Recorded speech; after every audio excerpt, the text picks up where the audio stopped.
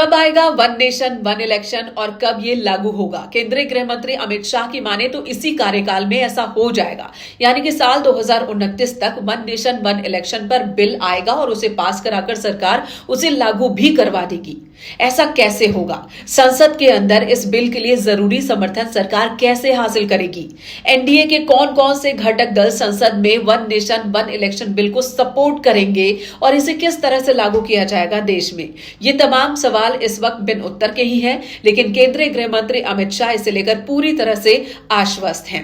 नरेंद्र मोदी की सरकार 3.0 के 100 दिन पूरा होने के मौके पर एक प्रेस कॉन्फ्रेंस बुलाई गई थी। केंद्रीय गृह मंत्री अमित शाह ने इसी प्रेस कॉन्फ्रेंस में वन नेशन वन इलेक्शन के सवाल पर कहा कि मौजूदा कार्यकाल में ही, यानी कि बीजेपी लीड करने वाली एनडीए सरकार के इसी कार्यकाल में वन नेशन वन इलेक्शन पर बिल लाया जाएगा और यह पास भी हो जाएगा। वन नेशन वन इलेक्शन, उसको लेकर क्या योजना है और कब तक इसको लागू किए जाने की संभावना? इसी सरकार के कार्यकाल में वन नेशन वन इलेक्शन हम लागू करेंगे।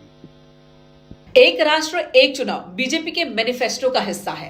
अब तक बीजेपी ने अपने कई वायदों को पूरा किया है, लेकिन जिन वादों को पूरा नहीं कर पाई है उनमें एक वन नेशन वन इलेक्शन भी है। बीते 15 अगस्त को, यानी कि इसी स्वतंत्रता दिवस के मौके पर प्रधानमंत्री नरेंद्र मोदी ने लाल किले की प्राचीर से एक बार फिर वन नेशन वन इलेक्शन की वकालत की थी। उन्होंने कहा था कि बार बार इलेक्शन होने की वजह से देश में विकास कामों में बाधा आती है, यानी कि देश की प्रगति बाधित होती है और इसलिए बार बार इलेक्शन नहीं होना चाहिए। एक राष्ट्र एक चुनाव हमें लाना ही होगा, ये बात कही थी प्रधानमंत्री ने।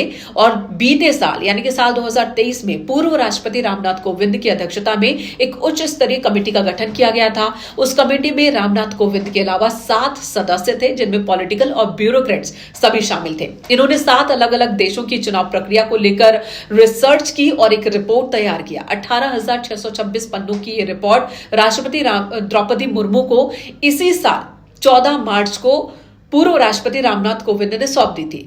उस रिपोर्ट में सिफारिश की गई है वन नेशन वन इलेक्शन की, साथ ही एक रूपरेखा भी तैयार की गई है कि कैसे 2029 तक ये देश वन नेशन वन इलेक्शन की पॉलिसी को अपना सकता है।